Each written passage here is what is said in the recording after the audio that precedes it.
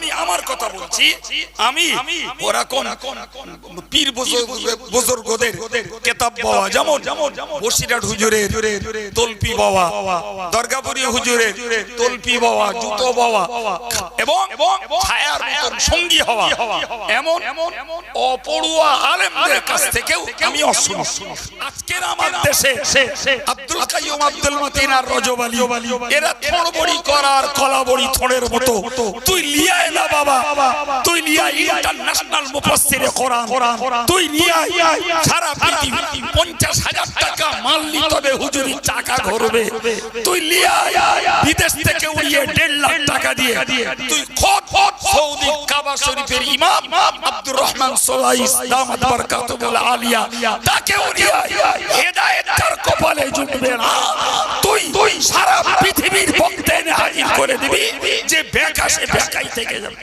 দেখুন আল্লাহ পাক তার মনোনীত দিনটাকে, তার মনোনীত বিধি বিধানটাকে, তার মনোনীত সংবিধানটাকে পৃথিবীতে দুভাবে ব্যক্ত করেছেন। দুভাবে, একটি হলো কিতাব আকারে, আরেকটি হলো ব্যক্তি আকারে। তো কিতাব হলো কোরআন, আর ব্যক্তি হলেন আমার আপনার প্রিয় রাসূল সাইয়্যিদুল মুরসালিন রাহমাতুল লিল আলামিন মুফাখখারে মওজুদাত আহমদে মুজতবা মুহাম্মদ মুস্তাফা সাল্লাল্লাহু আলাইহি ওয়াসাল্লাম কে পৃথিবীতে পাঠিয়ে। তাহলে আমাকে একটা কথা মনে রাখতে হবে, রাসূলের আগমন আর সঙ্গে কোরআন পাঠানো, এটাই হলো আল্লাহ পাকের দ্বীনটাকে মানুষের মাঝে ছড়িয়ে দেওয়ার দুটি ব্যবস্থা। কোরআন হলো গাইড বুক, আর রাসূল হলেন তার প্র্যাকটিক্যাল লাইফ। রাসূলের বাস্তব জীবনটা কোরআনই জীবন। সুবহানাল্লাহ বলে ভাই, খুব সহজে বুঝতে হবে যে লোকটা কিতাব পড়তে পারে না, তার জন্য আল্লাহর মনোনীত একজন ব্যক্তিকে ফলো করা। আবার বলছি, যিনি কিতাব পড়তে পারেন না তার পক্ষে আল্লাহ পাকের পছন্দনীয় মনোনীত একজন ব্যক্তিকে অনুসরণ করা, তার জীবনটা আল্লাহর সন্তুষ্টির পক্ষে গড়ে তোলা সহজ। সুবহানাল্লাহ, আমার কথা বোঝা? আবার বলছি, যিনি কিতাব পড়তে পারেন না তার পক্ষে একজন আল্লাহ মনোনীত বান্দা, আল্লাহর পছন্দনীয় বান্দার অনুসরণ করা, তার জীবনটাকে আল্লাহর সন্তুষ্টির পক্ষে গড়ে তোলা। কি বলেছি জোরে বলেন।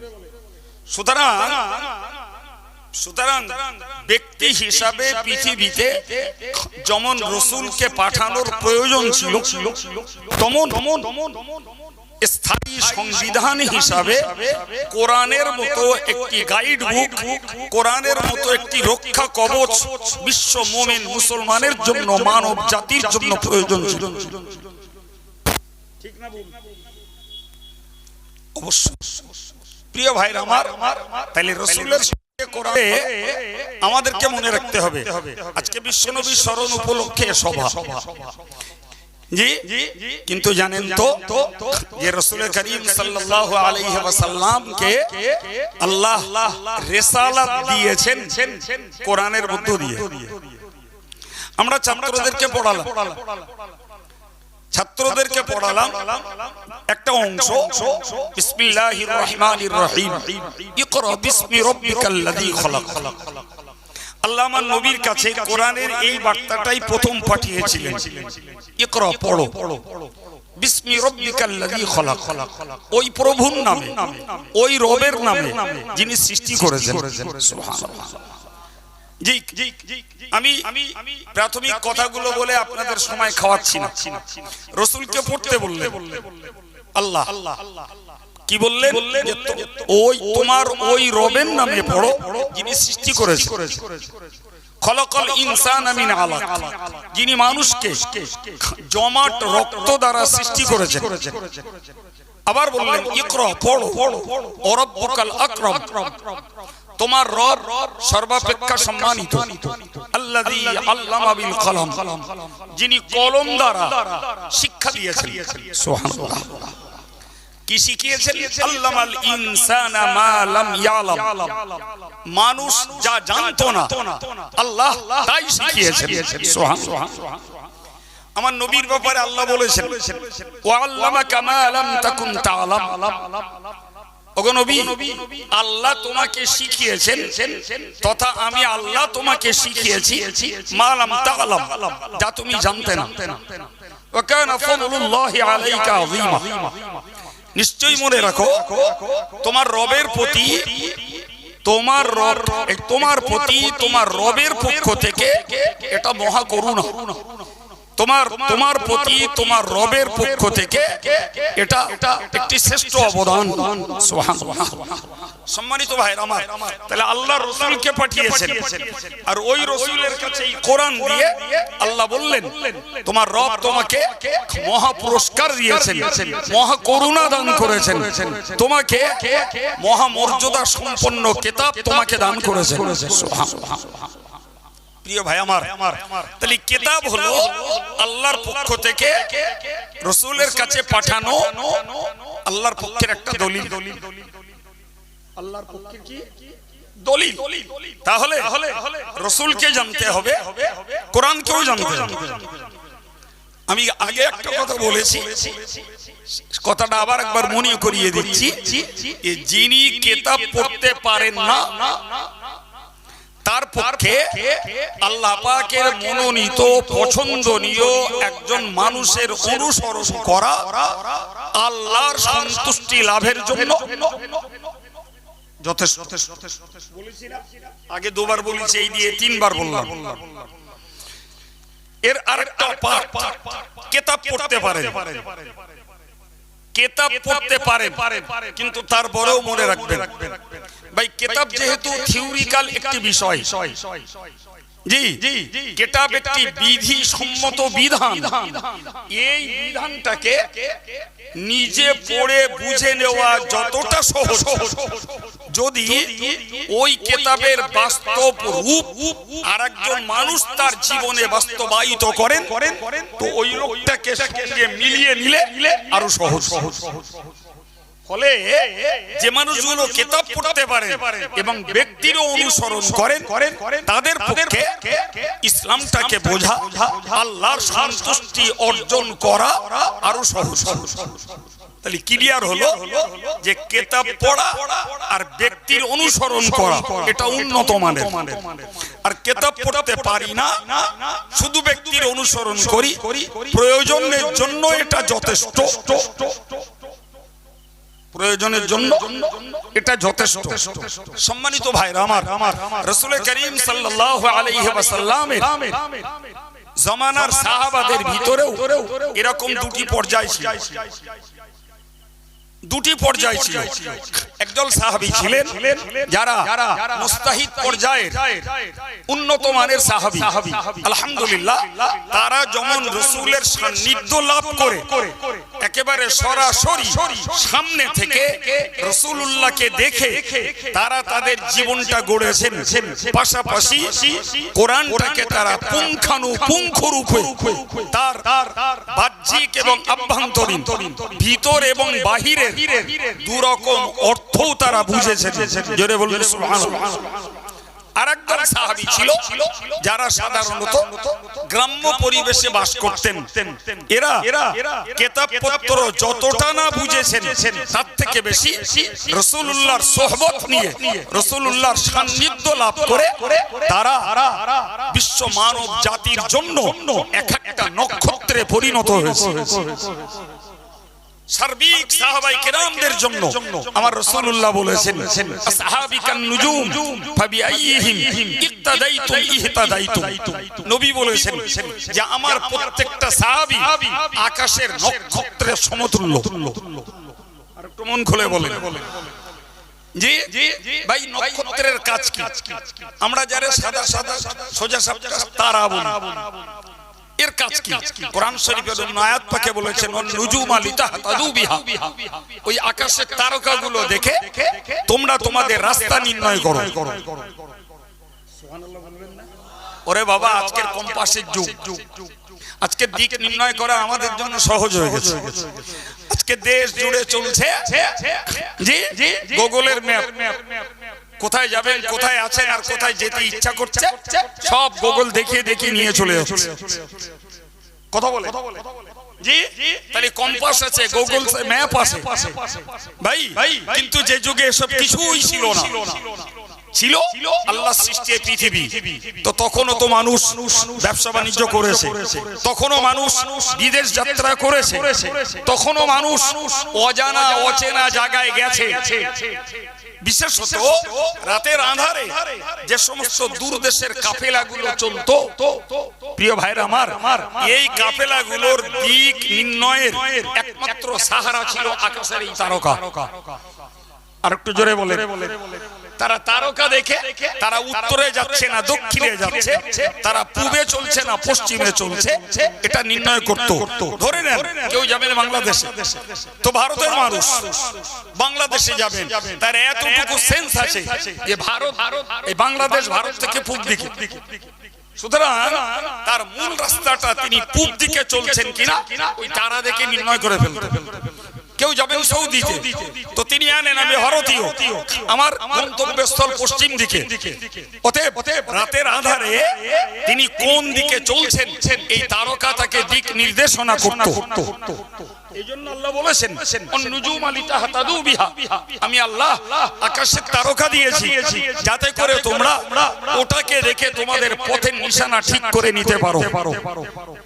সম্মানিত ভাইরা আমার, প্রিয় ছেলেরা, মনে রেখে দিন ভাই, ওই যে রাসূল বলেছেন আমার সাহাবীগুলো আকাশের তারকার সদৃশ, এর মানে হলো তারা দেখে মানুষ যেমন সঠিক দিক নিশানা নির্ণয় করতে পারে, আমি নবী আমার যে কোনো সাহাবাকে তোমরা ফলো করবে, তোমরা আল্লাহ পাকের দ্বীনের সঠিক রাস্তা পেয়ে যাবে।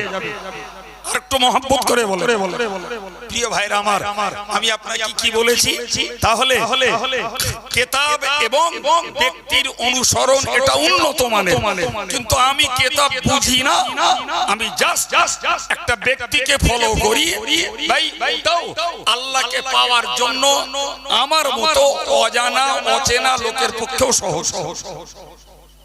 কথার পৃষ্ঠে বলতে যে বলছি ভাই, কখনো শুনে থাকবেন, আমি জাস্ট রিমাইন্ডার দিচ্ছি, একটু স্মরণ করিয়ে দিচ্ছি ভাই। আজকে দেশে ঘরে প্রচুর মাদ্রাসা হয়েছে এবং কিতাব পড়ে অনেকে আলেম হয়েছে, আবার কেউ ইসলামিক স্টেজে কিতাব না পড়ে গলার জড়ি স্টেজ দখল করে বসে আছে, সেও রেকর্ডের যুগে আছে।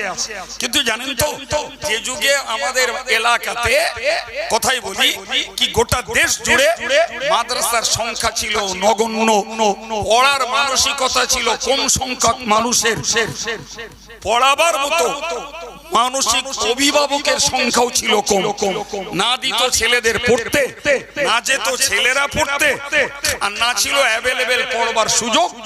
সেই যুগেও ভাই বড় বড় পীর বুজুর্গদের সোহবতে থেকে পীর বুজুর্গদের জুতো বয়ে, তাদের উজুর পানি তুলে, তাদের বকচা গুলো ব্যাগগুলো বয়ে ভাই অনেকেই আলেম নামে খ্যাতি লাভ করেছে এবং তারা নিজেদের জীবনটাকে যেমন দ্বীনের পথে কায়েম করেছেন, অন্যকে তেমন সঠিক দ্বীনের নিশানা তারা ওয়াজ নসিহতের ভিতর দিয়ে মানুষকে বাতলে দিয়েছে। বিশ্বাস হয়?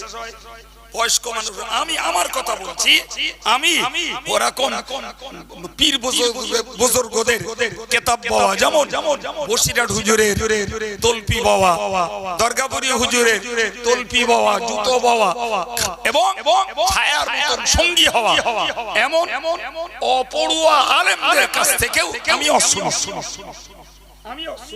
তাহলে আমার থেকেও বয়স্ক যারা, তারা যদি সেই সময়ে দ্বীনের পথে থেকে থাকেন, তারাও শুনে থাকবেন। এই কথা বুঝতে পারছেন না? জি, ফলে আমি আজকের এই চাপালি নূরপুর মাদ্রাসার এই নবী দিবসের বিশ্ব নবী স্মরণ সভার প্রোগ্রামে আমার আলোচনাতে আমি আপনাকে বোঝাতে চেয়েছি যে চাই বাস্তব জীবনের ব্যক্তি, চাই কিতাব পড়ার মতো বুঝদার জ্ঞানী, দুটোই দরকার। আমার আল্লাহ দুটোর ঘাটতি দুটোই পূরণ করে কোরআনে বললেন, কদ জাআকুম মিনাল্লাহি নূরুন ওয়া কিতাবুম মুবিন ইয়াহদি বিহিল্লাহু মান ইত্তাবা'a রিদওয়ানা। সুবহানাল্লাহ। আমার আল্লাহ বললেন, কদ জাআকুম মিনাল্লাহি নূর, ও আমার বিশ্ব মানব তোমরা মনে রাখো তোমাদের কাছে এসেছে একটা নূর। সঙ্গে বললেন ও কিতাবুম মুবিন, আর এসেছে সুস্পষ্ট একটি কিতাব। সুবহানাল্লাহ বলে। সম্মানিত ভাইরা আমার, সারা পৃথিবীর উলামায়ে মুফাসসিরিনরা একমত, ওই নূর বলতে আমার আল্লাহ পাক পাঠিয়েছে আমার প্যারে নবী সাল্লাল্লাহু আলাইহি ওয়াসাল্লামকে হেদায়েতের আলো দিয়ে, আর তার গাইড হিসাবে সঙ্গে দিয়েছেন আল্লাহ পাকের জাত কালাম, সহিহ কালাম, সত্য কালাম কোরআন শরীফ। প্রিয় ভাই আমার, আমার বক্তব্য যে তাহলে কোরআন দ্বারা জ্ঞানের আলোয় হেদায়েত হওয়া, জ্ঞানের আলোয় সংস্কার থেকে বেরিয়ে আসা, কুসংস্কার থেকে বেরিয়ে আসা, কোরআনের জ্ঞানের আলো কার্যকর করে নিজেদের অন্ধকার হৃদয়টাকে আলোকিত করা, এটা এক জিনিস। আর কোরআনের মুজিজায় রাস্তা ছোট হয়ে যাওয়া, পাহাড় সরে যাওয়া, মরা লোককে জ্যান্ত করে তোলা, এটা আল্লাহ পাকের পক্ষ থেকে নবীর জন্য দিলে হতো। এটি নবীর পক্ষে মুজিজা এবং আল্লাহর কুদরতের এক জ্বলন্ত নিদর্শন। কিন্তু ভবিষ্যৎ মালিক আল্লাহ, তিনি বললেন এ করলে ওরা ঈমান আনবে না। দেখেন চিরপরিচিত এবং প্রসিদ্ধ কথা, নবী সরকার দো আলমের কাছে ওরাই তো দাবি করেছিল যে মুহাম্মদ যদি তুমি চাঁদ দ্বিখণ্ড করে দেখাতে পারো ঈমান আনবে। শোনেননি কোনদিন? আমি হজ নসিহত হাত পা লম্বা করে করতে পারিনি ভাই, জ্ঞান কম তো। আমি এই একটু করে বলি, আর অনেকে পারে, তারা বলে আমি হাত পা লম্বা করে বেলাটার মতন করতে পারি না। জি, এর কারণ হচ্ছে একটাই, জানি না তাই। জি, সংক্ষিপ্ত কথায় ওরা দাবি করলো চাঁদ দ্বিখণ্ড করে দেখাতে হবে। নবী সরকার দো আলম জমিনে দাঁড়িয়ে আল্লাহর হুকুমে আঙ্গুলি ইশারা করলেন, চাঁদ দুভাগে ভাগে ভাগে। জোরে বলেন। জি, বিজ্ঞানীরা চাঁদে এই জোড়ার দাগও দেখতে পেয়েছেন বলে প্রমাণ দিন। সুবহানাল্লাহ। তারপরেও যারাই দাবি করেছিল, যারাই দেখেছিল, তারা ঈমান এনেছিল। এটাই তো প্রমাণ হলো। তাহলে চাঁদ দ্বিখণ্ড করার পরেও যখন ঈমান আনিনি, তাহলে আমি মক্কা থেকে ইয়ামানের পাহাড় মাঝখান থেকে দূর করে দেবো, রাস্তা সংকোচন করে দেবো, মরা লোককে জ্যান্ত করে দেখাবো, তারপরে ওরা। সম্মানিত ভাইরা আমার, আমি এমনি গল্প করতে চাইনি আপনার কাছে। মনে রেখে দিন, বর্তমান বাস্তব পৃথিবীর, বিশেষত আমাদের এলাকার দেশে ঘরের অবস্থাটা বলছি। জি, চাঁপালিরা বক্তা খুঁজে পায় না, সেই মাতিন সাহেব, রজওয়ালি সাহেব আর আব্দুল কাইয়ুম। তার মানে হলো কলা বড়ি থোড়, থোড় বড়ি কলা। কথা বুঝতে পারেন? দুপুরে কি দিয়ে ভাত খাইলি? বলতে থোড় বড়ি আর কলা। সকালবেলা জিজ্ঞেস করছে রাত্রি কি দিয়ে ভাত খাইলি? বলতে কলা বড়ি। তা আমাদের দেশের একদল লোকেদের বক্তব্য হলো যে এরা ওই দুপুরে থোড় বড়ি কলা আর রাত্রি কলা বড়ি থোড়।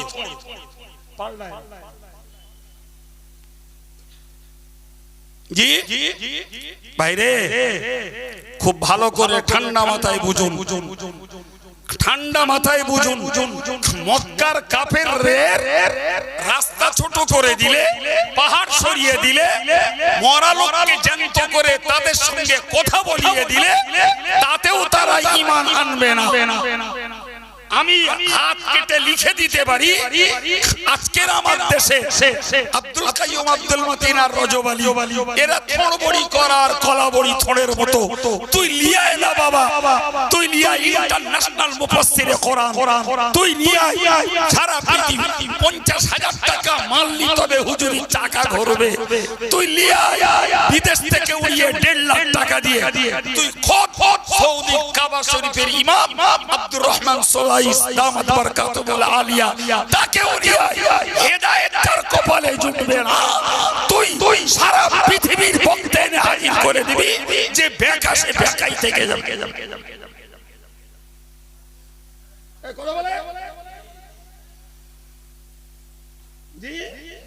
মাঝখানে তোমার টাকার জ্বলন জ্বলবে। এই হচ্ছে জি, এটাই তো হচ্ছে। প্রিয় ভাইরা আমার, আল্লাহ শুকরিয়া আদায় করে বলতে পারি, এরা এ জাতির নারী নক্ষত্র ঘুরে ঘুরে বুঝেছে। সুতরাং কোথায় ইনজেকশন কি দিতে হবে এরা ভালো জানে। তুমি উড়িয়ে আনবা, সে তার বাজার করে চলে যাবে,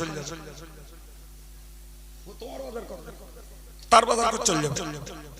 কেউ গজল গেয়ে 15,000 লে যাবে, কেউ কমিক করে লে যাবে, জি কেউ গল্প করে নে যাবে, কেউ খবরের কাগজ পড়ে লে যাবে।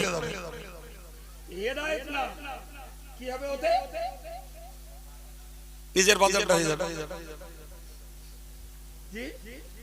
সুতরাং আমি বাস্তব কথা বলতে যে কথা বললাম, আমি আলোচনা করছিলাম বিশ্বনবীর স্মরণ সভা, বিশ্বনবীর স্মরণ সভা আলোচনা করছিলাম, নবীর সঙ্গে ওতপ্রোত বিজড়িত আল কোরআন।